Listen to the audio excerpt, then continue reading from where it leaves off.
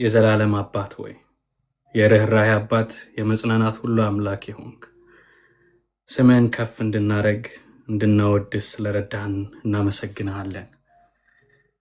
የኃጢአት ባሪያ የነበርነውን ሙታን የነበረንን ምንም ተስፋ ያልነበረንን በአባቶችና በነቢያት ተናግረህ ታላቁ ጌታችንን በተገባው ዘመን መጥቶ ጌታ ሆይ ነፃ እንዲያወጣን አንድያ ልጅን ስለላክልን ነፃም ስላወጣህን ከኃጢአት ከሞት ባርነት ደግሞም ከሰይጣን ኃይል ነፃ ስላወጣ እናመሰግንሃለን። ዛሬም ለእኛ ደምህ ትኩስ ነው። ዛሬም ደግሞ በደከምንበት ያበረታታናል፣ ያነሳናል፣ ያጥበናል፣ ያቆመናል፣ ያጸናናል፣ አዲስም ያደርገናል። ጌታ ሆይ እናመሰግንሃለን ስለፈሰሰው ደምህ። ጌታ ሆይ በኢየሱስ ክርስቶስ ስም በዚህ ዘመናት መካከልም አንተ ላይ ምንም ነገር አንጨምርም። አንተ ብቻህን በቂ ነህ። አንተ ብለን ሌላ ነገር አንልም። ካንተ ውጪ የሚያስጠጋን የለም። ካንተ ውጪ የሚያድነን የለም። ካንተ ውጪ እውነተኛ ወዳጅ የለም። ካንተም ውጪ እውነተኛ አምላክ የለም። አንተ ወዳጅ ነህ፣ አባት ነህ፣ አንተ ወንድም ነህ፣ ሁሉ ነገር ነህ። ጌታ ሆይ የምታድን አንተ፣ የምታማልድ አንተ ጌታ ሆይ ሁሉ ነገራችን ነህ። በኢየሱስ ስም በዚህ ቃል አንዳችም ነገር ወደ ውስጣችን ጌታ ሆይ ካንተ ውጪ እንዳንጨምር፣ በእውቀታችን በነፍሳችን ላይ ምንም አይነት ነገር እንዳንጨምር፣ ትኩረታችን አንተ ብቻ እንድትሆን ጌታ ሆይ አስተምረን። በውስጣችን የገባ ማንኛውም ጌታ ሆይ አንተ ላይ የተጨመረ ለመጨመር እየተዳገትን ያለው የተሸወርንበት የታለንበት ነገር ካለ በዚህ ቃል አእምሯችንን ነፃ አውጣ። ጌታ ሆይ በእነዚህ በተከበሩ ቅዱሳን መካከል ደግሞ ደምህን ባፈሰስከላቸው ያንተ ልጆች በሆኑ ፊት ሰማያዊ ዜጋ በሆኑ ፊት ጌታ ሆይ ዋጋቸው አንተ በሆንካቸው ፊት ጌታ ሆይ ቃልህን ለመናገር በራሴ ምንም ድፍረትም አቅም የለኝም። ጌታ ሆይ አባት ሆይ አቅም እንድትሰጠኝ እለምንሃለሁ። የምናገረውን ነገር ሁሉ ከራሴ ፍቃድና ሐሳብ ሳይሆን ከአንተ ፍቃድና ሐሳብ እንድናገር እርዳኝ። ጌታ ሆይ አንተ ታይ፣ አንተ ክበር ፈጽሞኑ ጌታ ሆይ ከኔ ማንነት ድካሜም ብርታቴም ቢሆን አይታይ። ብርታቴም ከታየ ጌታ ሆይ አንተ ታይ፣ ድካሜም ከታየ በድካሜ የምታበረታኝ ኢየሱስ አንተ ታይ፣ አንተ ብቻ ጎልተህ ታይ። ስለምትረዳን ስለ ሁሉ እናመሰግንሃለን። በአብ በወልድ በመንፈስ ቅዱስ አንድ አምላክ ስም አሜን።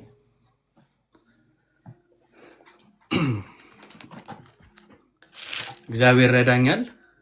እንግዲህ በተሰጠኝ ደቂቃ ልቤ ውስጥ ያለውን ነገር ለማካፈል የመጀመሪያ እኔ ብዙ ስብከት አልችልም፣ ግን ብዙ የተማርኩትን ጌታ ያስተማረኝ ነገር ግን ሼር ለማድረግ እሞክራለሁ። ቆላሲያስ መጽሐፍን የተወሰነ የጳውሎስን የልቡን ሐሳብ ምን ሼር ሊያደርግ እንደፈለገ ምን እንዳስተማረ በዛ ውስጥ ምን የነካኝ ነገር የተወሰነ ነገር እላችኋለሁ። ጳውሎስ የመጀመሪያ በቆላሲያስ መጽሐፍ ስንመለከት የጻፈው ይሄን መልእክት ጳውሎስ ነው እንደምታውቁት። የጻፈላቸው ደግሞ በቆላሲያስ ስለሚገኙ ነው። በዚህ ዘመን በቱርክ በምትባለው አካባቢ የምትገኘው ማለት ነው። ስለዚህም ጳውሎስ ለምንድን ነው የጻፈላቸው፣ ምንስ ጻፈ የሚለውን የተወሰነ ነገር እናያለን።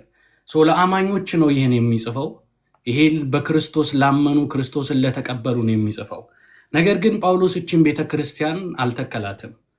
ምክንያቱም ወደ ምዕራፍ 2 ሄደን ስናይ ስለእናንተ በሎዶቅያ ስላሉት እንዲሁም በአካል አይተውኝ ስለማያውቁ ሁሉ ምን ያህል እየተጋው እንዳለ እንደሆነ እንድታውቁ ፈልጋለሁ ይላል። ስለዚህ ጳውሎስ እችን ቤተክርስቲያን አልተከላትም። ቤተክርስቲያኗን ተክሏታል ብለን ልናስብ የምንችለው ምናልባት ምዕራፍ 7 ላይ ስንሄድ ይህን ስለኛ የክርስቶስ ታማኝ አገልጋይ የሆነው አብሮንም በአገልግሎት የተጠመደው ተወዳጁ ኤጳፍራ አስተማራችሁ ይላል። ስለዚህ ምናልባት የዚች ቤተክርስቲያን የተከለው የሚሆነው ኤጳፍራ ነው ማለት ነው። ሲያስተምራቸው በዛ መካከል ሲተጋ የነበረው ኤጳፍራ ነው ማለት ነው። ባይዘዌ ሳልነግራችሁ መጽሐፍ ቅዱሳችሁን እንደዚህ ያዙልኝ እያያችሁ በደንብ አብረን እንድንሄድ ማለት ነው። እንዳልኳችሁ ሐሳባችሁን ሳይሆን ለጌታ እንድትሰጡ እንፈልገው ልባችሁንም ጭምር ሰጣችሁ እንድታዳምጡ ነው የምፈልገው እና ቃሉ እኔ ከምናገረው ይበልጥ ዛሬ በጣም ቃሉ እንዲናገር እፈልጋለሁና ብዙ ላነብ እችላለሁ። ስለዚህ ይህንንም ከሰማችሁ በኋላ በእርግጠኝነት የቆላሲያስን መጽሐፍ ለማንበብ ለማጥናትና የልቡን ሐሳብ እንደምትረዱ በመንፈስ ቅዱስ ኃይል አምናለሁ ማለት ነው። ስለዚህ ጳውሎስ ለምንድነው ለቆላሲያስ ቤተክርስቲያን ይህን የጻፈላቸው የሚለውን ስናይ በክርስቶስ ያላቸውን እምነት ሊያጠናክር ክርስቶስ ብቻ በቂ እንደሆነ ክርስቶስ ላይ የሚጨመርበት ነገር አንዳችም ነገር እንደሌለ ትኩረት አድርጎ ይናገራል። መጽሐፉን ከመጀመሪያው ጀምሮ እስከ መጨረሻው ብታነቡት እንደውችን ጥቅስ ለብቻው አንያት የምትሉት አይነት ሁኔታ አይደለም። ቃል በቃል የክርስቶስን የቤተ ክርስቲያን ራስ እንደሆነ፣ ክርስቶስ ጌታ እንደሆነ፣ ክርስቶስ ብቻውን በቂ እንደሆነ፣ ክርስቶስ ሕይወት እንደሆነ፣ ሕይወታችን ከክርስቶስ ጋር እንደተሰወረ በእግዚአብሔር ዘንድ እንዳለ የሚናገር ቃል ነው። የትኛውን ጥቅስችን አውጥቼ ላብራራ የምትሉት አይደለም። ስታነቡት መጽሐፉ ኢየሱስን ያጎለዋል። በዛ የነበሩ ሐሰተኛ አስተማሪዎች ነበሩ። ስለዚህ ምንድነው የሚያደርጉት የነበረው? ኢየሱስና የሆነ ነገር ብሎ የሚጨምሩት ነበር። ኢየሱስና ምናከብራት ቀን፣ ኢየሱስና ያበላል ስርዓት፣ ኢየሱስና የሆነ መንፈሳዊ መገለጥ፣ ኢየሱስና መላእክት ይሉ ነበር። ጳውሎስ ግን ኢየሱስ ብቻውን በቂ ነው፣ ያዳነን እርሱ ነው፣ የሚያማልደው እርሱ ነው፣ ከሙታን በኩር የሆነው እርሱ ነው፣ ሕይወት የሚሰጠው እርሱ ነው፣ ሕይወታችንም ራሱ ነው ይላቸዋል። ይህን ነው ጳውሎስ በቆላሲያስ መጽሐፍ ሲናገር የነበረው። ስለዚህ ከሐሰተኛ ነቢያት ከሐሰተኛ አስተማሪዎች ከሐሰተኛ አስተማሪዎች ይሄኛውን ሐሰተኛ የገባውን መንፈሳዊ እድገታችሁ ኢየሱስ አለ፣ ከዛ ደግሞ ሌላ የምትጨምሩበት ነገር አለ። መንፈሳዊ እድገታችሁን ለማምጣት ከሰው የተቀበላችሁት ስርዓት ደግሞ የምትሞክሩት አለ። እሱ የሐሰት ትምህርት ነው። መንፈሳዊ እድገት ከፈለጋችሁ ራሱ ወደ ክርስቶስ ተጠጉ። እርሱን በማወቅ ነው ምጸልይላችሁ ራሱ ያለው እርሱን በማወቅ ነው መንፈሳዊ እድገታችሁ የሚመጣው እንጂ እናንተ የምትጨምሩት የሰው ስርዓት የተቀበላችሁት የእናንተ ማይንድ የሰጣችሁ ምድር የሰጣችሁ ወይም ደግሞ የብሉ ኪዳን ላይ ያለው የተሰጠው ያ ኪዳን አይደለም። በክርስቶስ ደም አዲስ ኪዳን ተሰጥቷችኋል። በክርስቶስ ደም ታጥባችኋል። አሁን ወደ ቅድስተ ቅዱሳን ሊገቡ ድፍረት አላችሁ። ኢየሱስ ክርስቶስ ድፍረታችሁ ነው። ከዛስ ሙሉ ናችሁ። ሕይወት ተሰጥታችኋል፣ ጸድቃችኋል፣ ተቀድሳችኋል። የምትጠብቁት ክብር አዲስ መገለጥ ደግሞ ምድራዊ ሳይሆን የሚመጣ ክርስቶስ አለ። የሚመጣውን ክርስቶስ ነው የእናንተ ክብር። የመጨረሻው ክብራችሁ የምትጠብቁት እርሱ ነው። ስለዚህ ትኩረታችሁ ኢየሱስ ላይ ብቻ ይሁን። የሚጨመር ነገር የለም። ሃይማኖታዊ ሰዎች ስርዓቱ እንዲህ ነው ቢሏችሁ ኖ ኢየሱስ ብቻውን በቂ ነው። የሚገርማችሁ ነገር ይህን መጽሐፍ ሲጽፍ ጳውሎስ ከመጀመሪያው ቁጥር አንስቶ ስታነቡት ምን ይላል? በእግዚአብሔር ፍቃድ ቁጥር 1 ላይ ምዕራፍ 1 በእግዚአብሔር ፍቃድ የኢየሱስ ክርስቶስ ሐዋርያ ከሆነው ከጳውሎስ ከወንድማችን ከጢሞቴዎስ ይላል። ጳውሎስ እዚህ ጋር ስትመለከቱት እኔ ከእግዚአብሔር የተመረጥኩ ሐዋርያ ነኝ ሲል የእርሱን ትልቅነት ሊያሳይ ፈልጎ አይደለም። የምናገረው ነገር ሁሉ በእግዚአብሔር በተሰጠኝ ስልጣንና የእግዚአብሔር የሆነውን ነገር እንጂ የራሴን ነገር አይደለም የምናገረው። ጢሞቴዎስን ለምን ጨመረ ብትሉት ጳውሎስ እንግዲህ ታውቃላችሁ ለትውልድም የሚያስብ የሚመጣውን ትውልድ የሚያስብ ስላለ በሚሄድበት ሁሉ በአብዛኛው ጊዜ ከጢሞቴዎስ ጋርም ይላል። ሁሌ እሱን ይጨምራል ጢሞቴዎስን የሚመጣው ትውልድ እንዲቀበል። ከዚያም ደግሞ የክርስቶስ አካል ጳውሎስ ምን ያህል እንደተገለጠለት እናያለን። ጳውሎስ እዚህ ጋር በጣም የሚገርማችሁን ነገር ላንብብላችሁ ምን እንደሚል ስለ ቤተ ክርስቲያን ሲናገር ቁጥር 24 ላይ እንሄድ። አዲሱ በነየ ተርጉም ነው ማነበው። ስለ እናንተ በተቀበልኩት መከራ አሁንም ደስ ይለኛል። ስለ ክርስቲያኖች ክርስቶስ ስለ አካሉ ስለ ቤተ ክርስቲያን ከተቀበለው መከራ የጎደለውን በስጋዬ አሟላለሁ። የእግዚአብሔር ቃል በሙላት እንዳቀርብላችሁ ከእግዚአብሔር በተሰጠኝ አደራ በቤተ ክርስቲያን አገልጋይ ሆኛለሁ። ይህም ቃል ከዘመናት ከትውልድም ተሰውሮ ሚስጥር ሆኖ ቆይቶ ነበር ይላል። ጳውሎስ ይሄ ሚስጥር የሆነውን ክርስቶስን እየተናገረ እንደሆነ ይነግራቸዋል። ሚስጥር ብሎ የሚነግራቸው በዛን ጊዜ በጣም የሚፈላሰፉ ሰዎች ነበሩ። ያልተገለጠ ሚስጥር አለ፣ የሚመጣ ሚስጥር አለ፣ በዚህ በኩል ነው በዚህ በኩል ነው የሚሏቸው ነበር። ስለዚህ ይሄን ሚስጥር ትክክለኛውን ሚስጥር ነው ምናግራችሁ። ለእነርሱም እግዚአብሔር የዚህ ሚስጥር ክብር ባለጠግነት በአሕዛብ መካከል ምን ያህል እንደሆነ ለማሳወቅ መረጠ። እርሱም የክብር ተስፋ የሆነውን በእናንተ ውስጥ ያለው ክርስቶስ ነው። ሌላ ምስጢር አትፈልጉ። ያ የእግዚአብሔር ክብር የተገለጠው ክርስቶስ ነው። እሱን ነው የምነግራችሁ። እኛም እያንዳንዱን ሰው በክርስቶስ ፍጹም አድርገን ማቅረብ እንድንችል ዘንድ እሺ ሰውን ሁሉ በጥበብ ሁሉ እየመከረና እያስተማረ እርስ በርስ ምን ይላል? እርሱንም እንሰብካለን ይላል። ኢየሱስን እንሰብካለን፣ ኢየሱስን እንናገራለን ይላል። እኔም በብርታት በውስጤ በሚሰራ በእርሱ ኃይል እየታገልኩ ለዚህ ዓላማ እጥራለሁ ይላል። አያችሁ፣ የሚናገረውን ስትመለከቱ ስለ ቤተ ክርስቲያንና ስለ ክርስቶስ መከራ እንቀበላለሁ ይላል።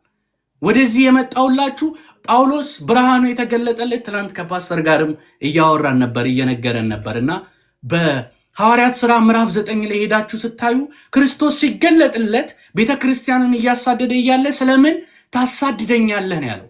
ስለምን ቤተ ክርስቲያንን ታሳድዳለህ አላለውም። ስለምን ልጆቼን ታሳድድብኛለህ አላለውም። ስለምን ታሳድደኛለህ ያለው። ምን ማለት ነው ይሄ ስትሉ የተገለጠለት ብርሃን ለጳውሎስ መጀመሪያ ምንድን ነው ስትሉ እንደ ጳውሎስ የቤተ ክርስቲያን አካል ራሱ ብሎ ያስተማረ የለም። ሲጀመር የቤተ ክርስቲያን አካል ብሎ ያስተማረም ጳውሎስ ነው። ከየት አመጣው ስትሉ ግን በዛ ላይ የበራለት ብርሃን አለ። ስለምን ታሳድደኛለህ ሲለው ለካ ቤተ ክርስቲያን ማለት የክርስቶስ አካል ናት። ለካ ቤተ ክርስቲያን ከክርስቶስ አትነጠልም አለ። ይህን ተረዳ። ይህን ብርሃን በራለት። በሁሉ ሁኔታ ብታዩት ጢሞቴዎስን ያስገባል፣ ወንድሙን ያስጠጋል። እዚህ ጋር ስትው ስለ እናንተ መከራ እንቀበላለሁ፣ ምኖረው ለእናንተ ነው፣ ከዛስ ለክርስቶስ ነው። ክርስቶስን እየገለጠ ነው ያለው። ለክርስቶስም ይኖራል፣ አካሉም እንደማይለይ ስለሚያውቅ ለቤተ ክርስቲያን መስዋዕት ይሆናል። የምኖረው ስለ እናንተ ነው ይላል። ስለ እናንተ ነው። ይህን መልእክት ሲያስቀምጥ ጳውሎስ በጣም ኃይለኛ ነብይ መሆኑን ኃይለኛ የሆነ የእግዚአብሔር ሰው መሆኑን ለመግለጥ አይደለም ሐሳቡ፣ የሚወዳቸውን ቅዱሳን ወንድም እህቶቹን ከሐሰት ትምህርት ለመጠበቅ እንጂ በመካከላቸው እርሱን እንዲያከብሩት ሳይሆን ያከበራቸውን ሕይወት የሰጣቸውን ክርስቶስ እንዲያከብሩ እንጂ። ምን ያህሎቻችንን ታይትላችንን ይዘን በመካከል እኔ እኮ የእግዚአብሔር ሰው ነን ብለን ለማሳየት ነው ወይስ ደግሞ ምስኪን ወንድም እህቶቻችንን በሐሰተኛ ትምህርት የተጠመዱትን ነፃ ለማውጣት ነው? ጳውሎስ እቅዱ ያነበረ። በጣም ይገርመኛል። ሁሌ ከወንድማችን ጢሞቴዎስ የጻፈው ነገር እኮ እዚህ ጋር የለም፣ ግን ያስገባዋል። ስንጸልይላችሁ ሲል ጢሞቴዎስን ያስገባል። ሲገስጽ እኔ እያለ ያወራል።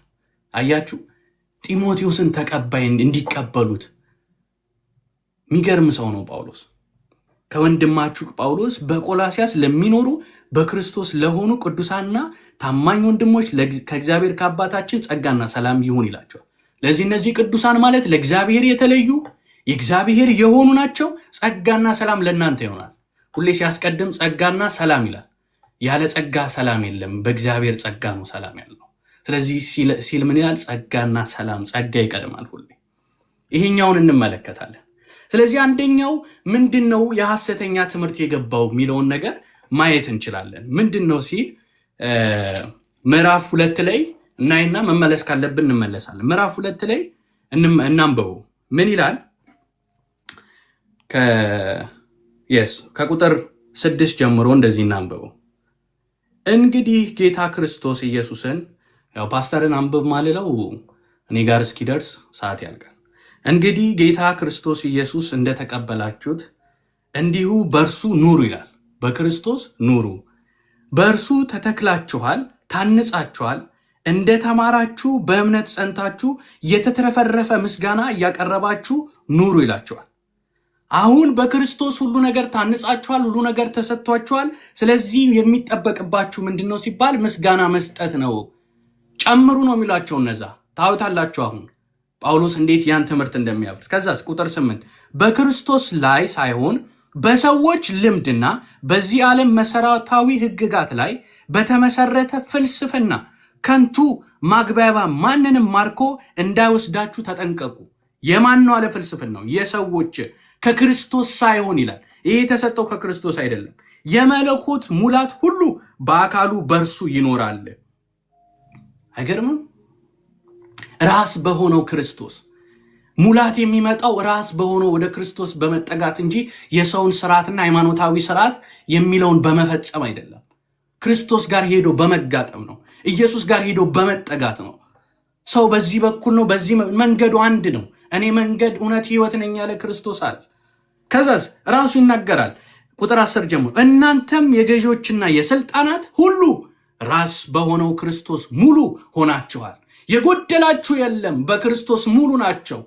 አያችሁ፣ አስተማሪ ነን የሚሉ የቤተ ክርስቲያን አባቶች ነን የሚሉ የራሳቸውን ነገር ለመስጠት ራሳቸውን ከፍ ለማድረግ ብሎ ክርስቶስ የሰጣቸውን ብርሃን የሰጣቸውን ሙላት ሸፍነው ጾም እንጂ ወንድሜ ለከል የሚሆነ ቀን አክብር እንጂ ታዩታላችሁ። ሰንበትን አክብረው እንጂ ኖ ሙሉ ናችሁ። መንፈሳዊነታችሁ የሚገለጠው በጣም ስለ ጾማችሁ አይደለም። መንፈሳዊነታችሁ የሚገለጠው በጣም ሰው ፊት በጣም ጻድቅ ሆናችሁ ስለታያችሁ አይደለም። ጉዳዩ ልባችሁ ተለውጧል ወይ ነው። ውጪ ልትቀይር ትችላለህ። ክርስቶስ ግን ውጪን አይደለም ልብን ይቀይራል። ውጪ ቢቀየር ልብ አይቀየርም። ልብ ቢቀየር ግን ውጪም ይቀየራል። አሁን ትኩረቱ ምንድነው እያለ ያለው? እናንተ ክርስቶስ የሰጣችሁ ሕይወት አለ። ሙላታችሁ በእናንተ ስራ አይደለም፣ በእናንተ ጾም አይደለም፣ በእናንተ ትጋት አይደለም፣ በዳነው ሰው ብዛትም አይደለም፣ የሆነ ነገር በሆነውም አይደለም። ሙላታችሁ ራሱ ክርስቶስ ነው። ከሙላት ነው የምትጀምሩት። ጎሏችሁ የምትጨምሩት ነገር የለም። በክርስቶስ ሙሉ ናችሁ። የምትጠብቁት ክብር አለ፣ የክርስቶስ መምጣት ነው፣ ሌላ ነገር የለም ይላችኋል። በእርሱ ሆናችሁ በእጁ ባልተደረገ መገረዝ ተገርዛችኋል። በምን አያችሁ? መገረዝ ብለው ያስተምሩ ነበር ማለት መገረዝም ጨምሩ ይሉ። ስለዚህ ሲመታው ነው ያን ትምህርት ጳውሎስ ባይዘዌ ትምህርቱን ከማረሙ በፊት ጳውሎስ ጊዜ ስለሌለ ነው እንጂ ምዕራፍ 1 ላይ ብታዩት ስለነሱ በጎነት ስለ ፍቅራችሁ ሰምቻለሁ፣ ነግሮኛል፣ ስላላችሁ ፍቅር እያለ ይነግራቸዋል። ከመልካም ነገር ነው ጳውሎስ መናገር የጀመረው። አሁን ግን የሚነግራቸው እነዚህ ሰዎች እንዲህ ብሏቸዋል ምናምን እያለ ራሱ አይደለም። እውነቱን ብርሃኑን ነው የሚያበረው። ስለ ጨለማው ብዙ ያወራል። ብርሃኑን ሲያበራ ጨለማው ይገፈፋል። ብርሃኑን አይተን ነው ምን አይነት ጨለማ እንደነበረም አንደርስታንድ ማድረግ የቻልነው። በእርሱ ሆናችሁ በእጁ ባልተደረገ መገረዝ ተገርዛችኋል። በክርስቶስም መገረዝ የስጋን ኃጢአታዊ ባህሪ አስወግዳችሁ በጥምቀትም ከእርሱ ጋር ተቀብራችሁ እርሱም ከሙታን ባስነሳው በእግዚአብሔር ኃይል በማመን ከእርሱ ጋር ደግሞ ተነስታችኋል ይላል። እውነቱ ይሄ ነው። ብርሃኑ ይሄ ነው። ያለፈው ማንነታችሁ ኤቭሪቲንግ ተቀብሯል። አሁን ከክርስቶስ ጋር ተነስታችኋል። የዛሬ ያላችሁበትን ሁኔታ አትዩ። የጎደላችሁን ነገር አትዩ። ክርስቶስ ጨርሶታል። ጽድቅ ነው ጥያቄ መልሶታል። የሞት ፍርድ ነበር የሚገባን፣ ተቀብሎልናል። ሕይወትን ሰጥቷችኋል። በክርስቶስ ሙሉ ናችሁ ይላችኋል። እናንተም በበደላችሁና የሥጋችሁን ኃጢአታዊ ባህሪ ባለመገረዝ ሙታን ሳላችሁ እግዚአብሔር ከክርስቶስ ጋር ሕያዋን አደረጋችሁ፣ ኃጢአታችንንም ሁሉ ይቅር አለን። አንዳንዱን ኃጢአት ብሏል። ሁሉም ኃጢአት ይቅር ተብሎልሃል። በመጾምና በመጸለይና የሆነ ነገር በማድረግ ይቅርታ የምታሰጠው ጉዳይ የለም። ኢየሱስ ክርስቶስን አምነ በመቀበል ያ ስራ ለእኔ ነው ብለህ ነው እንጂ። ድሮ ባሪያ ነበራችሁ፣ ኃጢአታችሁ ግን አሁን በክርስቶስ ይቅር ተብሏል። ከዛስ ሲቃወመንና ሲጻረረን የነበረውን የዕዳ ጽሕፈት ከነ ሕግጋቱ በመደምሰስ በመስቀል ላይ ቸንክሮ ከመንገዱ አስወገድ ይላል። ሕግ ስናየው እንዲህ ልክ የሆነ ነገር አትፈንሰን ሕግ ስትሄድ ጸጋ አይሰጥም፣ ብርታት አይሰጥም፣ ወይም ጽድቅ አይሰጥም። ሕግ ምንድን ነው የሚል? እንዲህ አድርገሃል፣ ኃጢአተኛ ነህ ነው የሚል።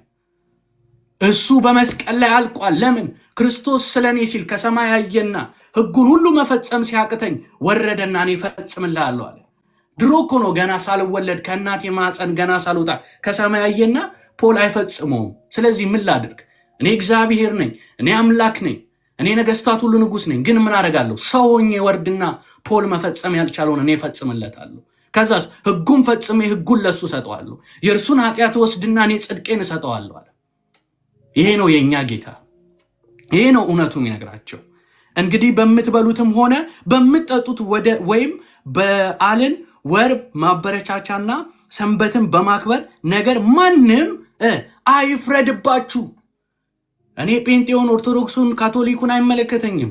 ሁላችሁንም ላስደስት ሳይሆን የመጣሁት ክርስቶስ የተናገረውን ነገር እውነታውን ልናገር ነው። ሁላችሁም እንድትወዱኝ ሳይሆን የመጣሁት የሚወደደውን ጌታ ያዳናችሁን ልነግራችሁ ነው። የእውነቴን ነው የምላችሁ። ለእነዚህ ሰዎች ሲነግራቸው ምንድን ያለው? ማንም ሰንበትን አክብር፣ የሆነ ቀን አክብር፣ የሆነ ወር እንደዚህ አድርገህ በዓል አክብር ምናምን እያለ እንዳይኮንናችሁ። የዚህን ወር ጾም አልጾምክም? የዚህን ወር እኛ አባቶች አለን የ12ቱንም ወር የምንጾም የእንትን ጾም ይባላል። እንደዛ የሚባል ነገር የለም። አትኮነኑ። የእነርሱ ስራ አይደለም ጽድቃቸው። የሰው ጽድቅ የተረገመ ነው፣ የመርገምት ጨርቅ ነው። ክርስቶስ ነው ጽድቃችሁ። የሆነ ጾም እያያችሁ የሚጾም ሰው እያያችሁ በርዛ እንዳይመስላችሁ ጽድቅና ስራ እንዳታገናኙት። እኔ ምጸልየው ክርስቶስ ናፍቆኝ፣ ምጾመው ስጋዬን ገድዬ ክርስቶስን ልቀርብ። ለምን ናፍቆኝ? ልጸድቅ አይደለም፣ ስለጸደቅኩ። ጽድቅን የሚሰጥ እግዚአብሔር ነው። በእግዚአብሔር ፊት ነው ትክክል ናችሁ ብሏቸዋል። የኢየሱስን ደም አይቶ ትክክል ናችሁ ብሏቸዋል። ከእግዚአብሔር ቁጣ አመልጣቸዋል።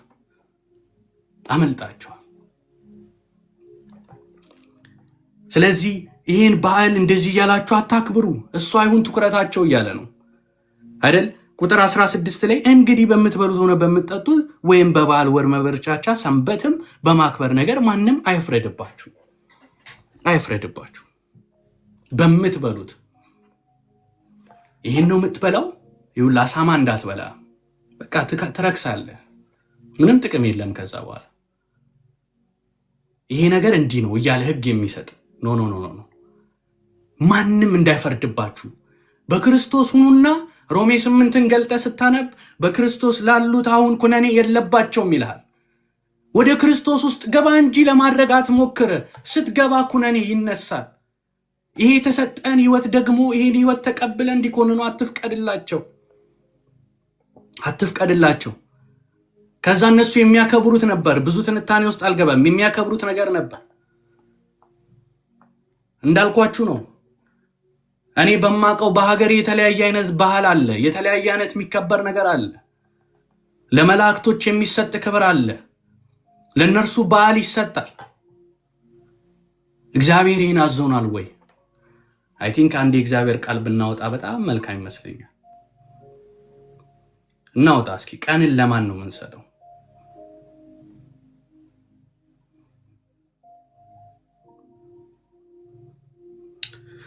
ሮሜ 14 ቁጥር 5 እስከ 6 እንደዚህ ይላል። ይህ ሰው አንድ ቀን ከሌላ ቀን እንዲሻል ያስባል፣ ያ ግን ቀኑን ሁሉ አንድ እንደሆነ ያስባል። እያንዳንዱ በገዛ አእምሮ አጥብቆ ይረዳ። እሺ፣ ቀንን የሚያከብር ለጌታ ብሎ ያክብር። ቀንን የሚያከብር ለገብርኤል ብሎ ያክብር። ቀንን የሚያከብር ለጳውሎስ ብሎ ያክብር። ቀንን የሚያከብር ለሙሴ ብሎ ያክብር። ቀንን የሚያከብር ለማርያም ብሎ ያክብር አይልም። ለጌታ ብሎ ያክብር። ለጌታ ብሎ ያክብር። እነሱም እንደኛው ባሪያ ናቸው። አንድ ንጉሥ ነው ያለው፣ በቤቱ ስሙ የሚጠራ የሚከበር፣ ከኃጢአት ባርነት ያወጣ። ማን የሞተልህና ማን ክብር ይቀበላል? ማን ተወጋልህና ማን ክብር ይቀበላል? ማን ደሙን አፈሰሰና ማን ክብሩን አዋረደና ማን ክብር ይቀበላል? እነዛስ የሚኖሩት በእግዚአብሔር ኃይል አይደለምን? እግዚአብሔር ራሱን ሳትጠጋው፣ ራሱን ሳትወደው፣ ራሱን ሳታውቀው አንተ የምትወደውን ወዳቸዋለሁ። ስህተት። እርሱን እኔ ፓስተራሊን የወደድኩት መጀመሪያ ራሱ ፓስተራሊን ወድጁ አይደለም አይቸው። ኢየሱስን ከወደድኩ በኋላ ነው ፓስተራሊን መውደድ የጀመርኩት። ኢየሱስን ከወደድኩ በኋላ ነው ሚሲን መውደድ የጀመርኩት። ቅዱሳንን ከመውደድ አይጀመርም ከክርስቶስ እንጂ። ቅዱሳንን እያከበርክ ክርስቶስን ርቀ ምን ዋጋ አለው? ምን ዋጋ አለው?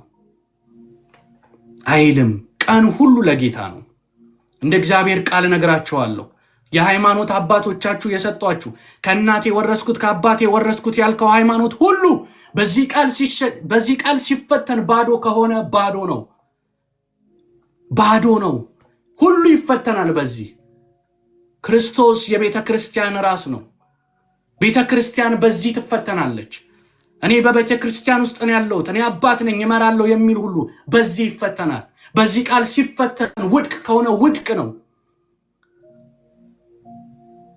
እንደ እግዚአብሔር ቃል ያልሆነ ሁሉ ውድቅ ነው። ይህ ቃል የተጻፈልን ክርስቶስን ብቻ እንድናከብር ነው። ዮሐንስ ወንጌል ላይ አንድ ቃል ላንብብ። አውቃለሁኝ ከሐሳቡ ከቆላሲያስ እየወጣው ነው፣ ግን ልቤ ውስጥ የመጣውን ነገር እናገራለሁ። ዮሐንስ ወንጌል ምዕራፍ 20 እናንብበው። እንደዚህ ይላል።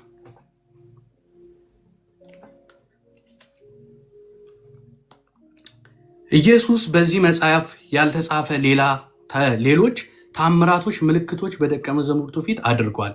ነገር ግን ኢየሱስ እርሱ ክርስቶስ የእግዚአብሔር ልጅ እንደሆነ ታምኑ ዘንድ አምናችሁም ስለ ስሙ ሕይወት ይሆንላችሁ ዘንድ ተጽፏል ይላል። ይሄ መጽሐፍ ሁሉ የተጻፈልን በክርስቶስ አምነን ሕይወት እንዲሆነን እንጂ ለሌላ ነገር አይደለም። መጀመሪያው ኢየሱስ፣ መጨረሻው ኢየሱስ፣ አልፋና ኦሜጋ የሆነው ጌታ ማንን እንድናከብር ይህ መጽሐፍ አልተጻፈም።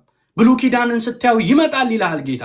ገና ዘፍጥረትን ከፍተ ስታነብ ጌታ ይመጣና በኋላ የሚሰዋ ንጹህ በግ እንዳለ አዳምና ሔዋን ኃጢአታቸውን በራሳቸው ለመሸፈን ሞከሩ። ቅጠል አንስተው ለመልበስ ሞከሩ። እንደሱ አይደለም አለ። ሊነግረን ምሳሌውን የሚመጣውን ደሙን የሚፈሰውን ቁርበት ከእንስሳት ነው የሚሰዋው። ደሙን አፍሶ እንኩ ልበሱ አለ። እኔን የምሸፍናችሁ የኃጢአታችሁን ጥያቄ እኔን የምሸፍነው ራቁታችሁን የሆናችሁበትን እኔን የምሸፍነው አለ። የሚሸፍን ቅዱስ የለም፣ አንድ ኢየሱስ ብቻ ነው። ፍጡር የሚሸፍን የለም፣ አምላክ ነው፣ ኢየሱስ ብቻ ነው። ስለዚህ ቁጥር 16 ላይ እነዚህን የወር የምታከብሩትን ነገር ተዉት። ለምን ስትሉ በዛ ጊዜ የነበሩ ቅዱሳን አይኮንኗቸው ሲል እኮ እየተኮነኑ ነበር። ይህ ሰውዬ አቤት ጽድቁ፣ አቤት እኛ አባት ጽድቃቸው፣ አቤት እኚህ ሰውዬ እንደነዚህ አይነት ጻድቅ አለ። የእሳቸውም ጽድቅ ያንተም ጽድቅ ክርስቶስ ነው። የእሳቸው ስራ ካንተ ስለበለጠ ያንተን ጽድቅ ከፍ ዝቅ ያደረገው ማንነታቸው በክርስቶስ፣ ያንተ ማንነት በክርስቶስ። ስለዚህ እንዲህ ጀጅ እንዲያደርጓችሁ አትፍቀዱላችሁ። በጣም ቤተክርስቲያን ውስጥ ሆኖ በጣም እንዲህ መንፈሳዊ አክት እያደረጉ ነበር። በጣም እኛ መንፈሳዊ ነን የሚሉ ሰዎች ነበሩ። ዛሬ ለእናንተ ጌታ ይላቸዋል፣ ኑ ላልፈለጉኝ ህዝቦች ተገኘዋል። ለምን ትገፉታላችሁ ጌታን? ለምን ሌላ ነገር ትጨምሩለታላችሁ? ሳትፈልጉት በዚህ በእግዚአብሔር እየተናገራችሁ ነው። ፈልጋችኋለሁ፣ እኔ ፈጠርኳችሁን ፈለግኳችሁ ትፈልጋላችሁ፣ እኔ ግን እፈልጋችኋል። ኑ፣ ምን ችግር አለ? በኢየሱስ ደም ኑ ቅረቡኝ። መች ገፋችሁ? መች ፈልጋችሁስ አገኛችሁኝ? መጥቻለሁ፣ በኢየሱስ ቀርቤያችኋለሁ። ኑ በደሙ ጨብጡኝ እያላችሁ ነው። ኑ ታረቁኝ። መንገድ አለ፣ በሰውና በእግዚአብሔር መካከል አንድ መካከለኛ አለ። ፍጹም ሰው ፍጹም አምላክ የሆነው ፍጹም አምላክ ፍጹም ሰው የሆነው ኢየሱስ ክርስቶስ አለ። ኑ ታረቁኝ። ደሙን አፍሷል። የኃጢአት ጥያቄያችሁን መልሶላችኋል። ዛሬ ማያችሁ በደሙ ነው። እስራኤላውያንን ሊቀስፍ የመጣው ሰይጣን አይደለም፣ ራሱ እግዚአብሔር ነው። ያለፈው ደሙን አይቶ ነው፣ ሊነግረን ነው። ዛሬ የክርስቶስን ደም አይቶ ጻድቅ ናችሁ ይላቸዋል። እነርሱ እንኳን አልተቀሰፉም፣ የእንስሳት ደም ቀብተው። አንተ የክርስቶስ ደም በአንተ ላይ ሆኖ አቤት ጽድቁ ሲያነጻ ሲያጥብ። እኛ ምስክሮች ነን። በእግዚአብሔር ፊት ስንቴ ወድቀናል፣ ስንቴ ያሳዝነናል። ደሙ ግን ያጥባል። ሰዎች ፈርደውብናል። እኔ ሰውንም ፈርጄበት አውቃለሁ። እግዚአብሔር ግን በደሙ አንስቶ ሲያቆም አይቻልም። በኢየሱስ ክርስቶስ ደም፣ የኢየሱስ ክርስቶስ ደም ከኃጢአት ሁሉ ያጥባል። ዛሬ ሃይማኖተኛ የሆናችሁ ጳውሎስ የሚነግረን ምንድን ነው? እነዚህ ቁጥር 17 ላይ ምዕራፍ 2 እነዚህ ሊመጡ ላሉ ነገሮች ጥላ ናቸውና አካሉ ግን ክርስቶስ ነው ይላል። ጥላው ላይ እንዴት ፎከስ ታደርጋላችሁ? ከብሉይ ኪዳን ጀምሮ የሚመጣ መሲሁ አለ፣ የሚያድን ጌታ ተስፋ አለ እየተባለ መጥቶ መጥቶ እሱ ጌታው መጥቶ ወደ መገረዝ ስትሄድ ምን ማለት ነው? ያ አካል አሁን ይሄ ዕቃ እየመጣልኝ ቢሆን አጠገቤ መጥቶ መች ነው የሚመጣው? እንዴት ነው እንዴት ላምጣው? እንዴት ልጠገው ማለት ነው? መጥቷል፣ ተጠግቷል፣ አጠገብ እኮ ነው። ወዴት ነው በመገረዝ ወዴት ነው በጾም የምትቀርበው? የት ነው ገዳም ሄደ የምትቀርበው? እርሱ ወርዷል። ልብን ክፈት ደጆኛ አንኳኳለሁ እያለ ነው። አንተ ወደ እግዚአብሔር አትቀርበ፣ እሱ ነው የሚቀርብ። መጥቷል፣ ቀርቧል። ምንድነው የሚጠበቅብህ? ልብን ክፈት። ላልፈለጉኝ ህዝቦች ተገኘውላቸው። ላልፈለጉኝ አለ ኢየሱስ ጌታ። ሮሜ 10 መጨረሻ ላይ ይመስለኛል ስታዩት።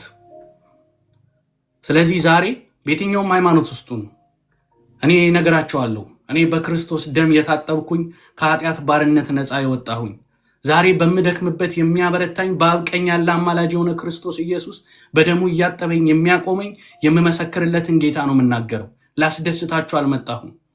እኔ ማንነቴ ክርስቶስ፣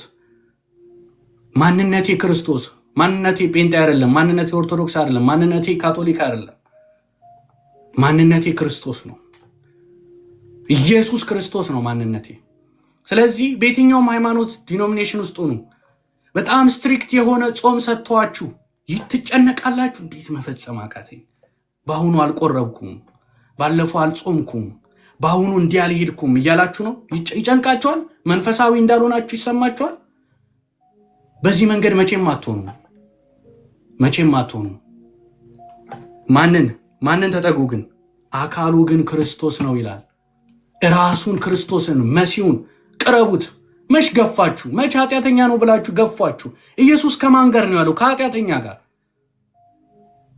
ማንን ሊያድን የመጣው? ከኃጢአተኛ ጋር። ለምን ትኮነናለህ? ኢየሱስ ተጠግቷል፣ አትግፋው። በሌላ መንገድ ልቅረብ አትበለው እግዚአብሔርን። ይኸው ልጄን ሰጥቻለሁ በእርሱ ቀረበኝ ብለዋል ኢየሱስ። ይኸው ደሜን አፍስሼልሃለሁ ና እያለህ ነው። ምን አታገለ? ያንተ የአባትህ የአያትህ የሃይማኖት አባት የምትለው ትምህርት በእግዚአብሔር ቃል ሲመዘን ከሌለ ኬት ታመጣልኛል? የትኛውን ቀን ነው ከእግዚአብሔር ውጭ አክብር የተባልከው?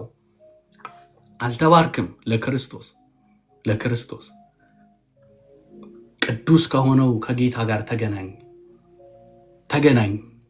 አልሞከርክም? ሞክረሃል እኮ አይደል እንዴ? ለመጾም ሞክረ፣ ለመጠጋት ሞክረ፣ የሃይማኖቶችን ስርዓት ለመፈጸም ሞክረ። እስኪ ራስህ ነው ስትናገር ስለማን ነው የምትናገረው? ሃይማኖቴ እንትን የሚባለው ነው የምትለው ወይስ ኢየሱስዬ ነው የምትለው? እኔ ኢየሱስዬ እልሃለሁ፣ አድኖኛል፣ አጽድቆኛል እልሃለሁ። ራስህን እስኪ ረጋ ብለህ ተመልከተው፣ ራስሽን ተመልከችው። እኛ ያስተማሩን እንዲህ ነው የምትለው ወይስ እንደኔ በደሙ ያጠበኝ ኢየሱስ አለኝ እሱን እመሰክርልሃለሁ ነው የምትለው? አባቶች ሲናገሩ እንደዚህ ብለውኛል ነው የምትለው ወይስ ደግሞ እኔ ባሪያ ነበርኩኝ አሁን ነፃ አውጥቶኛል ብለህ የምትመሰክርልኝ ነፃ የሚያወጣኝ ጌታ አለ ወይ? ከሌለ ታዲያ ሃይማኖት ምን ያደርግልኛል?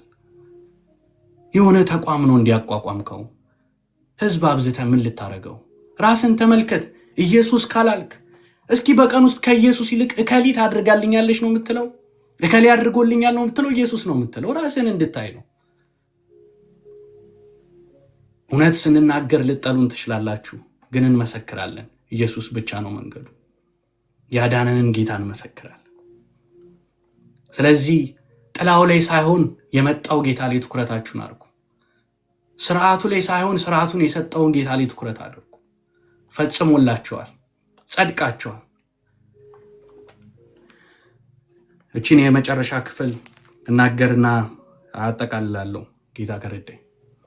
ሰው እንዳያደናቅፋችሁ ተጠንቀቁ። ሰው እንዳያደናቅፋችሁ።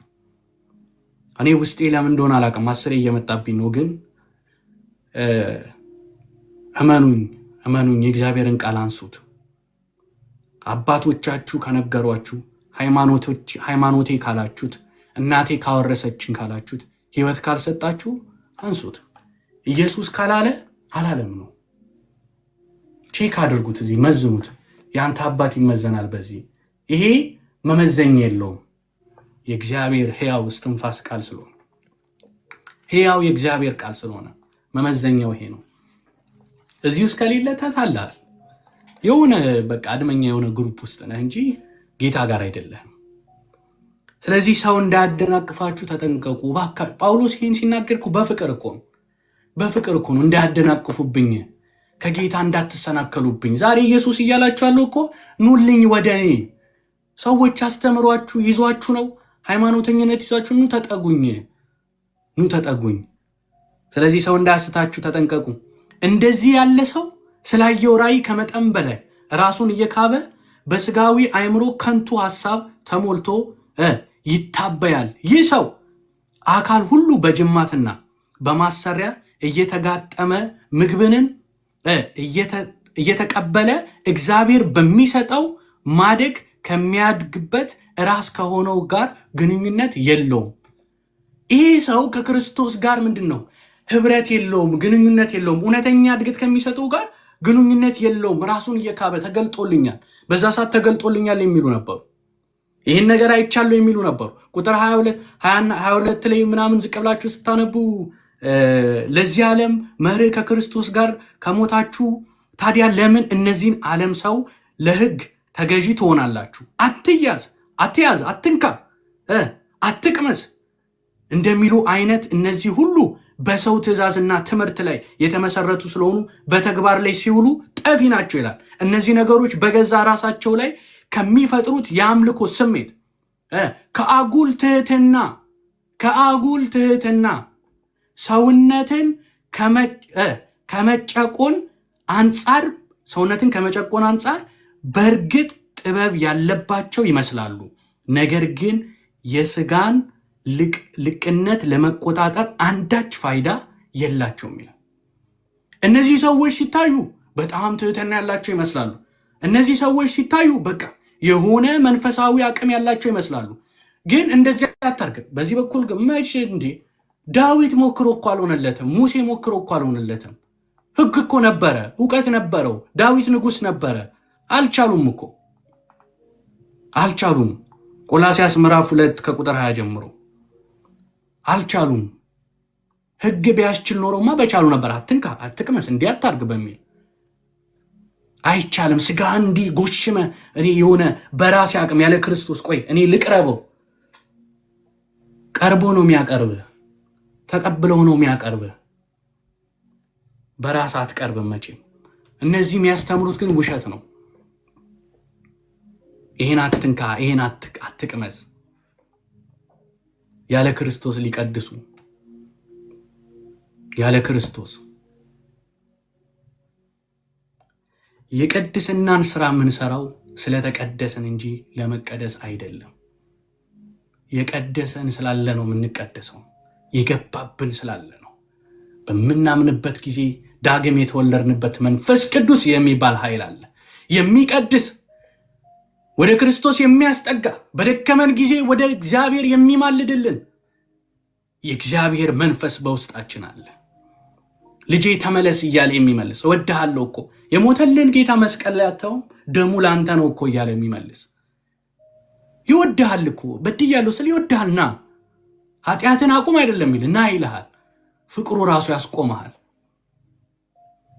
ያስቆምሃል። አንዳንዶቻችን እኮ አይደል ለምንወደው ሰው ብለን እኮ ስንት ነገር ትተን እኮ ሄደናል። ትደውልልን እንጂ እኮ እንሄዳለን ሁሉንም ትተን። አያችሁ ለሰው እንኳን እከሊት መወዳት ልጅ አለች፣ ቆይ ይህን ትቼላት ልሂድ፣ መወደው ልጅ አለ ትቼላት ልሂድ ትላል። ኢየሱስም ፍቅሩ ሲገባ አንተ እኮ እዛ ጋር የሰው ፍቅር የመሰለ ልብን ይዞት እኮ ነው ትተሄድከው። ክርስቶስን ደግሞ ስትወደውስ የፍቅር ምንጭ የሆነው የፍቅር ምንጭ ብቻ አይደለም፣ ማንን እሱ ፐርሰን ነው። ፍቅር ኢየሱስ ነው ራሱ ኢየሱስ ፍቅር ነው፣ ማንነቱ ነው። ፍቅር የት ነው ካላችሁ መስቀል ላይ ክርስቶስን። ስለዚህ እንደነዚህ አይነት ሰዎች በመጾምና ቆይ ገዳም ሄጄ የሆነ ቦታ ሄጄ አድርጌው እንዲያርጌ እግዚአብሔርን ልቅረብ እያልክ ከሆነ ስጋን ትጨቁነዋል እንጂ ምንም ፋይዳ አታመጣም። የሞከራችሁ የላችሁም? የሞከራችሁ በዚህ መንገድ ለመቅረብ አቀረባችሁ ወይ? እስኪ አንድ ጥያቄ ልጠይቃችሁ። የትኛውም ሃይማኖት ውስጥ ጾሙ። ከጾማችሁ በኋላ ማለት ነው ወሩ ሙሉ ጾሙ፣ 2 ወር ጾሙ፣ 15 ቀን ጾሙ። ከጾማችሁ በኋላ የእግዚአብሔር ክብር ነው የሚሞላችሁ ወይስ ደግሞ ጾሙ አለቀ ብላችሁ ነው የምትጨፍሩት? ወይስ እንብላ ነው የምትሉት? ይህ ከእግዚአብሔር መንፈስ ነው ወይ? እግዚአብሔር ፊት የቆመ እግዚአብሔር ፊት የጸለየና የጾመ እንዴት ወደ ጭፈራ ይመረዋል? ወደ ለቅሶና ወደ ሐዘን የእግዚአብሔርን ሕዝብ ተመለስ ወደሚል ወንጌል ስበክ የሚል ነው እንጂ መስክረው የሚለው ነው እንጂ ክብሩ ጋር ቆይተ ምንድነው? ክብሩ ጋር ስትቆይ ክርስቶስ ይገለጥላል። ክርስቶስን ታየውና ወጥተ ኢየሱስ ያድናል ትላል። እብድ ነው ሲሉ አዎ እብድ ነኝ፣ ኢየሱስ ያድናል፣ ኃጢአተኛ ነበርኩኝ ትላል። ጾመ ግን በየጭፈራው ቤቱ ካሳበደ እንዲህ ምን ማለት ነው ታውቃለህ? ሰውነትን አፈንከው፣ ያስከው እንዳትበላ እንዳትጠጣ እንደዚህ እንዳታረጋልከው። ከዛስ ቀኑ ደረሰ፣ ሃይማኖተኞቹ ውጣ በቃ ትችላለህ ሲሉ ወንጌል አይደለም የምትሰብከው። ስጋ ያብዳል። በቃ ተለቀቅኩኝ እንደ ታስሮ እንደተፈታ ውሻ። አየህ በራስህ አትችልም። እውነት ነው፣ ይሄ እውነት ነው። በቃ ምነግራችሁ አትችልም። በኢየሱስ ግን ይቻላል። ለምን? የእግዚአብሔር ጸጋ ተገልጧል። ኃጢአትና ምኞቱን ዓለማዊ ምኞትን የሚያስክድ የእግዚአብሔር ጸጋ በመስቀል ላይ ኢየሱስ ክርስቶስ ሁሉን ድል አድርጎልናል። ጽድቃችንን ፈጽሟል። የእግዚአብሔር ኃይል አለ። ሞታችን ተሽሯል። በሞት ውስጥ ሆነ አትንደፋደፍ። ራስን ማዳን አትችልም። የሞተ ሰው ራሱን ማዳን አይችልም። ኢየሱስ ጌታ ነው። ኢየሱስ ጌታ ነው። ስለዚህ እነዚህን ሰዎች አትቀበሉ ይላቸዋል። ቅዱስ ሊመስሉ ይችላሉ። በጣም ዲሲፕሊን ሊመስሉ ይችላሉ።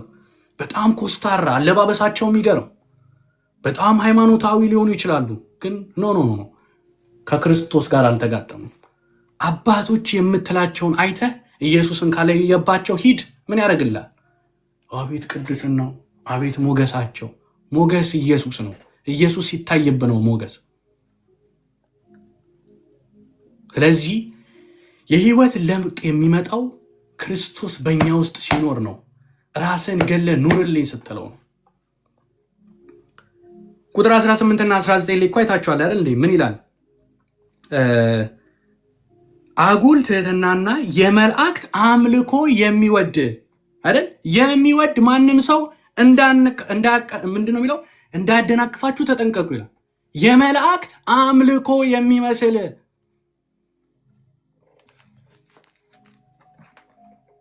የመላእክት ኢቭን እኮ ማለት ነው የመላእክት አምልኮ የሚመስል ነው ያለው። ማን ነው መላእክትን ስገዱላቸው ያለው? የትኛው ጋር ነው አምልኳቸው የተባለው? ጳውሎስ ተገለጠልን ከሚሏችሁ ጥበብ ይመጣል ከሚሏችሁ የእግዚአብሔር ጥበብ የሆነው ክርስቶስ ነው ይላል። ሲጸልይላቸው መጀመሪያው ላይ ታችኋል።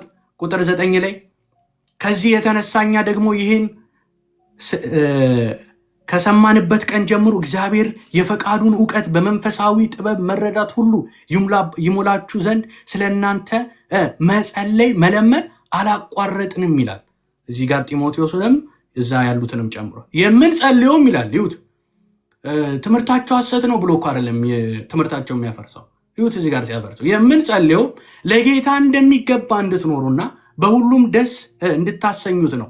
ይህም በመልካም ስራ ሁሉ እያፈራችሁ እግዚአብሔር በማወቅ እያደጋችሁ ምን ታላቅ ጽናትና ትዕግስት ይኖራችሁ ዘንድ እንደ ክብሩ ጉልበት መጠን በኃይል ሁሉ እየበረታችሁ ደስ እየተሰኛችሁ በቅዱሳን ርስት በብርሃን ተካፋዮች ለመሆን ያበቃንን አብን እንድታመሰግኑ ነው ይላል።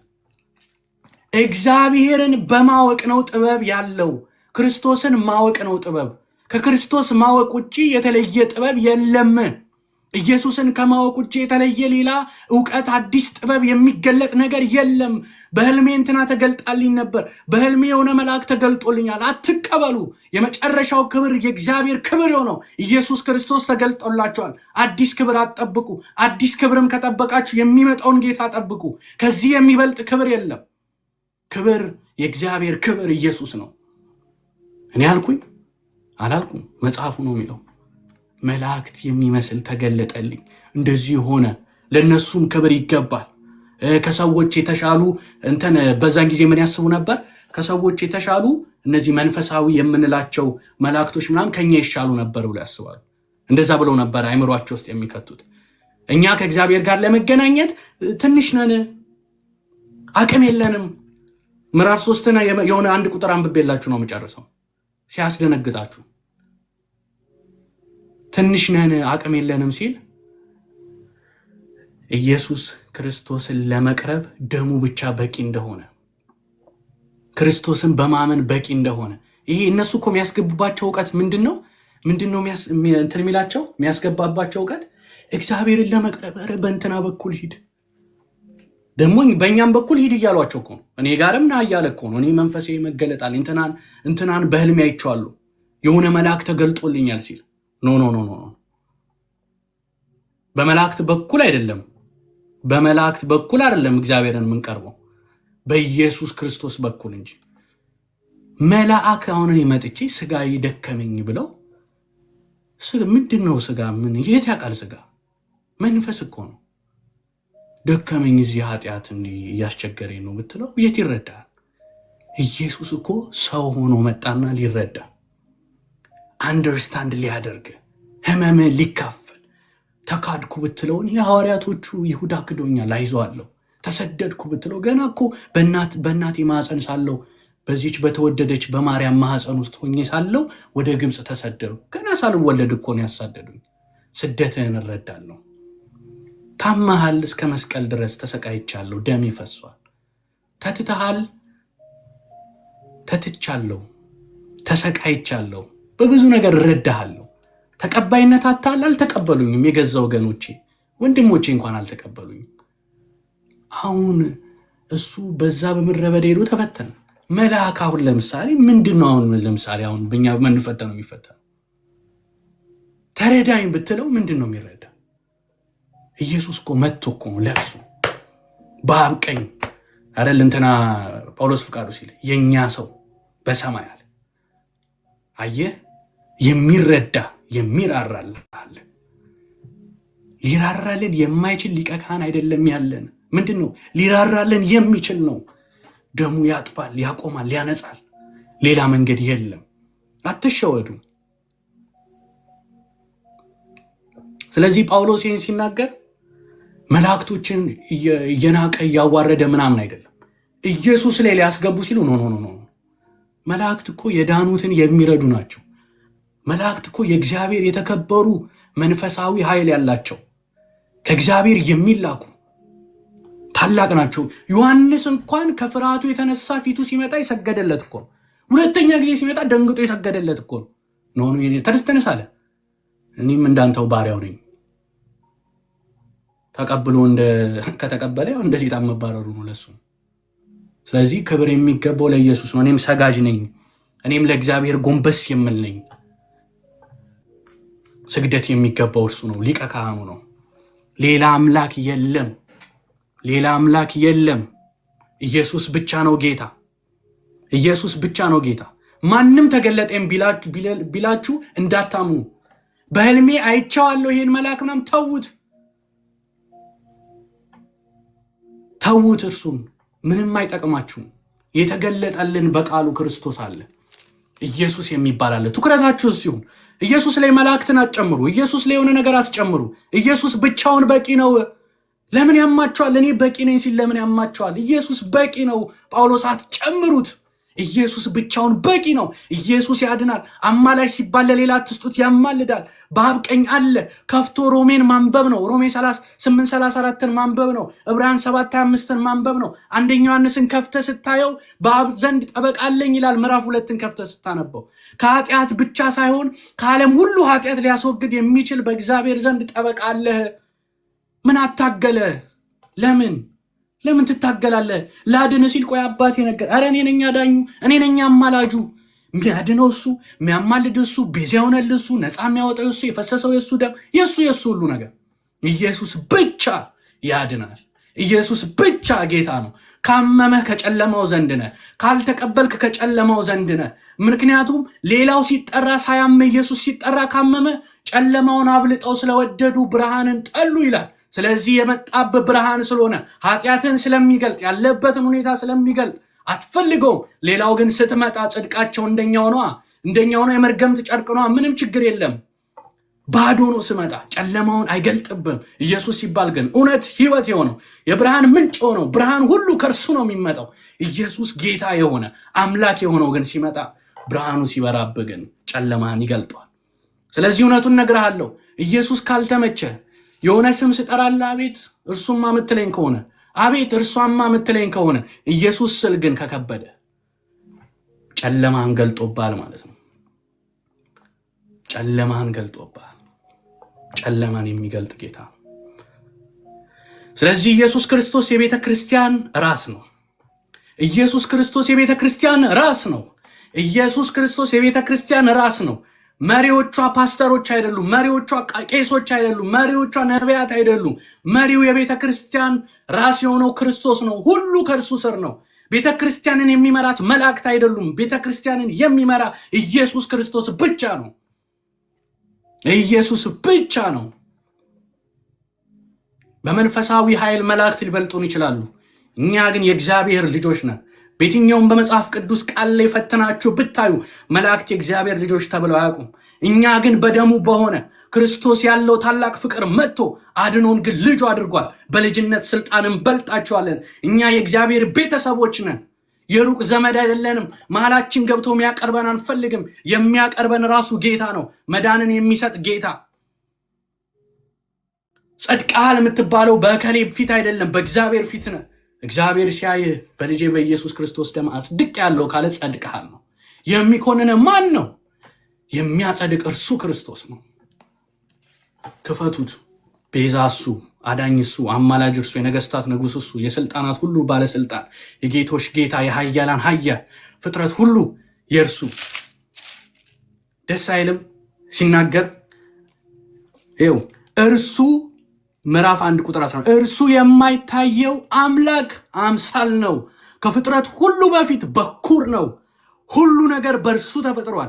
በሰማይና በምድር ያሉ የሚታዩትና የማይታዩት ዙፋናትን ቢሆን ወይም ኃይላት፣ ገዢዎች ቢሆኑ ወይም ስልጣናት፣ ሁሉ ነገር በእርሱና ለእርሱ ተፈጥረዋል። እርሱ ከሁሉ በፊት ነው። ሁሉ ነገር በአንድ ላይ ተያይዞ የጸናው በእርሱ ነው። ኢየሱስ ጌታ ነው። የቆማችሁት የጸናችሁት ዛሬ የምተነፍሰው ሰውነት የተገጣጠመው ምድር ተገጣጥማ ምንም ሳትሆንም ያለችው ኢየሱስ ደግፏት ነው። ኢየሱስ ይዟት ነው። ኢየሱስ ይዟት ነው። ችን ምድር አድኖ ብቻ አይደለም የሄደው፣ አጽድቆ ብቻ አይደለም የሄደው። ኢየሱስ ክርስቶስ ዛሬ ይህ ሰውነት ተገጣጥሞ ያለው የምተነፍሰው በክርስቶስ ኃይል ነው። በኢየሱስ ክርስቶስ ኃይል ነው። ስለዚህ ምን ይላል? የከበረውን የእግዚአብሔር ቃል እንዲህ ይላል። ይህን ታላቅ ቃል፣ ይህን የከበረ ቃል ፓስተር ቆላስያስ ምዕራፍ 3 ከቁጥር 1 እስከ 4 ድረስ አንብብልኝ። በዚህ ጨርሳለሁ።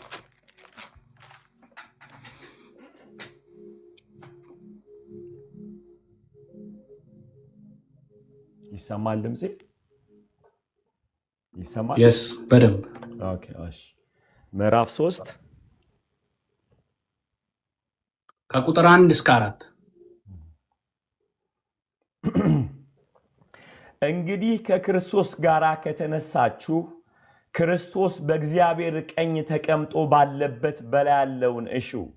በላይ ያለው አስቡ እንጂ በምድር ያለውን አይደለም። ሞታችኋልና ሕይወታችሁም በእግዚአብሔር ከክርስቶስ ጋር ተሰውሯል።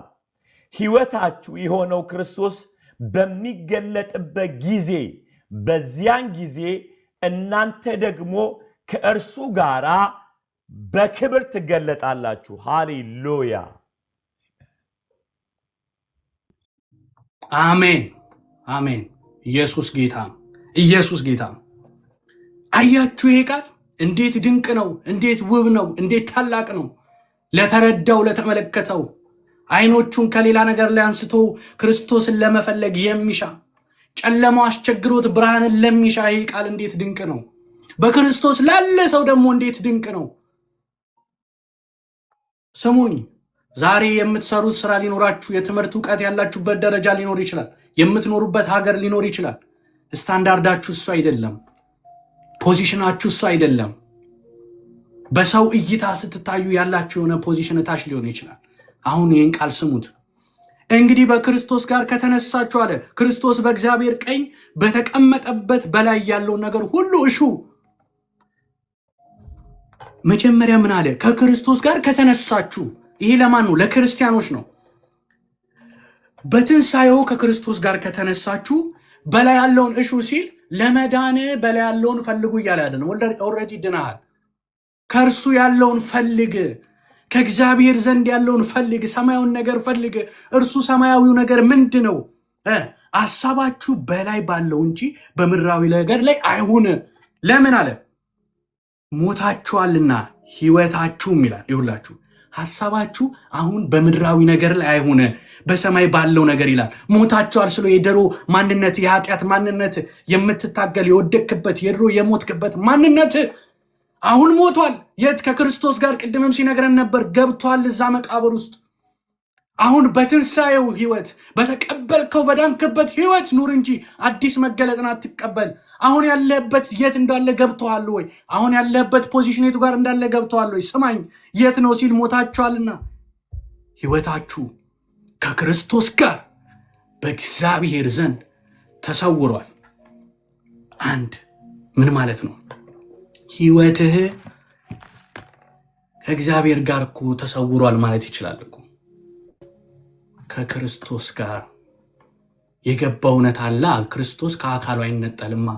የት ነው ስትባል እዛ ከእግዚአብሔር ቀኝ ፖዚሽን። ያንተ ህይወት ሴፍ ነው፣ ሰኪውር ነው። አትጨነቅ። ህይወት ሰጥቶሃል። አሁን ባለበት ሁኔታ አትናወጥ። አሁን ሰጥቶሃል። ይህን ህይወት ሰጥቶሃል። በአብ ቀኝ ህይወት ተሰውሯል። ዝም ብሎ አይደለም ጌታ የገባው፣ ይዞህ ነው የገባው። አብረኸው አለህ። ይኸው ከክርስቶስ ጋር በእግዚአብሔር ዘንድ እግዚአብሔር ጋር የተሰወረ ህይወት ከክርስቶስ ጋር አካል ሆነ ተጋጥመ ነው። ላትለያይ ያጣብቆሃል፣ የራሱ አድርጎሃል። ክርስቶስ ይህን ስጋ ለአንተ ሊለብስ ራሱ ሲወስን ለዘላለም ነው። ድንቅ ጌታ ነው ያለ። ይሄ የተበሳውን እጁን ሁሌ እያሳየ ነው የሚኖረው። ይሄ ስጋው ከእርሱ አይነቀልም። ለምንድን ነው ብትሉ ለዘላለም ብሎ ከዛ ከክብሩ ወርዶ ይህን ስጋ ለበሰና ህይወትን ሰጥቶ ከዛ የተቀደደውን እጅ ለዘላለም እያሳየን ይኖራል። የመጨረሻው እንዲህ ይላል፣ ምንም አይነት መገለጥ እንዳያስገርማችሁ፣ ምንም አይነት ክብር እንዳትፈልጉ፣ የመጨረሻውን ክብር ልንገራችሁ ይላችኋል። ህይወታችሁ የሆነው ክርስቶስ በሚገለጥበት ጊዜ እናንተም በዚያን ጊዜ ከእርሱ ጋር በክብር ትገለጣላችሁ ይላል። ዮሐንስ ሲነግረን ምን እንደምንሆን አናውቅም፣ አሁን የእግዚአብሔር ልጆች ነን ይላል። ምን አይነት ክብር እንደሚጠብቀን አናውቅም። ጳውሎስ ሰማያትን አይቶ ሄዶ መጥቶ ሶስተኛ ሰማይ ሄዶ ጆሮ ሊሰማው ያልተገባ አይን ያላየው ምን ያላለው ያን ሰምቼ መጣው ሲነግረን ነበር ፓስተር ባለፈው። ሰምቼ መጣው አለ። ምን እንደምንሆን አታውቅም። ይሄ የእግዚአብሔር ልጅ እንኳን ገብቶብን እያበድን ነው አይደለም ሌላ ልንሆን። ስለዚህ የመጨረሻ ክብር የምትጠብቀው የክርስቶስ መምጣት ነው። ተስፋችሁ ኢየሱስ ይሁን። ኢየሱስ ላይ አትቀላቅሉ፣ ኢየሱስ ላይ አትጨምሩ። ሃይማኖታችሁ ያድናችሁም፣ የሚያድናችሁ ኢየሱስ ነው። እምነታችሁን እውነት የሚያደርገው ኢየሱስ ነው። እምነታችሁን የሚያጸነው ኢየሱስ ነው። ዶክትሪናችሁ ኤቭሪቲንግ ኢየሱስ ይሁን። ኢየሱስ የቤተ ክርስቲያን ራስ ነው። ወደ ክርስቶስ እንዴት እንደምንቀርብ፣ ወደ ጌታ እንዴት እንደምንቀርብ የሚያስተምረን፣ የሚያስረዳን፣ የሚያመጣን ራሱ ክርስቶስ ነው። ህይወታችሁ ከክርስቶስ ጋር በእግዚአብሔር ዘንድ ተሰውሯል። ድናችኋል፣ ጸድቃችኋል። ምሕረትን ያላገኛችሁ ነበር፣ አሁን አግኝታችኋል። ርቃችሁ ነበር፣ አሁን ቀርባችኋል። ሃሌሉያ! የሚገርም ቃል እኮ ነው። ካህን ሆናችሁ ካህናትን ስትፈልጉ እንዲህ ይላል አንደኛ ጴጥሮስ መልእክት ምዕራፍ 2 እንድታወጡት አይደለም እንዲሁ ላንብብላችሁ። እናንተ ግን ከጨለማ ወደሚደነቅ ብርሃን የተጠራችሁ የእርሱን በጎነት እንድትናገሩ የተመረጠ ትውልድ፣ የንጉሥ ካህናት ካህን ናችሁ። የንጉሥ ካህናት። ይሄ ነገር አይምሯችሁ ውስጥ ይግባ። ታረቁ ብላችሁ የምትጠይቁ ናችሁ። ወንጌልን ወታችሁ መስክሩት። ኢየሱስን ተናገሩ። የተመረጣችሁ ትውልድ ኢየሱስን እንድትናገሩ ነው። ጾመ ኢየሱስን ያናግርህ። እግዚአብሔርን መፈለግ ኢየሱስን ያናግርህ። ወደ ጭፈራ ከወሰደ ተመለስ ወንድሜ። ኢየሱስን የሚያናግር መንፈስ ነው የተቀበልነው። መንፈስ ቅዱስ ክርስቶስን የሚያከብር ነው። እውነተኛ ጾም ክርስቶስን ያስነግራል። እውነተኛ ጾም ወደ ኢየሱስ ያስቀርባል። የንጉሥ ካህናት ቅዱስ ሕዝብ ለእግዚአብሔር የተለየ ናችሁ፣ የእግዚአብሔር ናችሁ፣ ለርስቱ የተለየ ወገን ናችሁ፣ ወራሾች ናችሁ። እናንተ ቀድሞ ወገን አልነበራችሁም፣ ግን የእግዚአብሔር ወገን ናችሁ። ቀድሞ አልነበራችሁም፣ አሁን ወገን ናችሁ። እናንተ ምሕረት ያገኛችሁ ያልነበራችሁ፣ አሁን ግን ምሕረት አግኝታችኋል።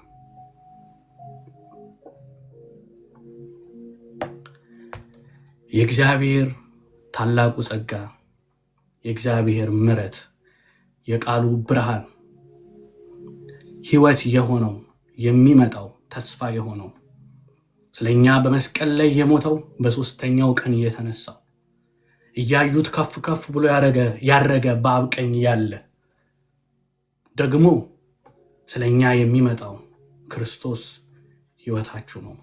የጌታ ጸጋና ሰላም ከእናንተ ጋር ይሁን።